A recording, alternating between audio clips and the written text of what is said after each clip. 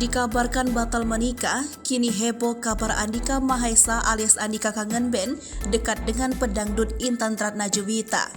Bahkan Andika Mahesa atau Andika Kangen Band dan Intan Ratnajuwita juga santer dikabarkan tengah menjalin tali kasih asmara.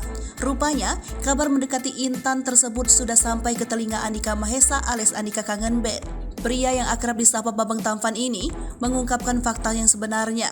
Andika mengaku hanya berteman dengan Intan. Pria 39 tahun ini juga berujar bahwa selama ini netizen salah paham dengan ucapannya terkait mantan istri Maeli tersebut.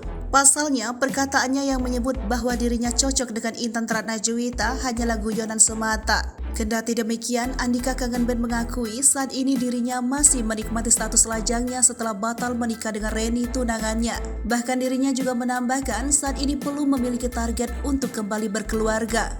Meski membantah soal kedekatannya, Andika Kangen Band sempat meminta doa. Sebelumnya ramai diberitakan Andika Kangen Band punya gandengan baru setelah gagal menikah dengan tunangannya Reni. Kedekatan Andika Kangen Band dengan wanita baru tersebut awalnya terlihat saat beredar video di media sosial yang memperlihatkan kebersamaan mereka. Andika Mahesa dan wanita baru tersebut terlihat begitu akrab seolah-olah sudah lama saling mengenal.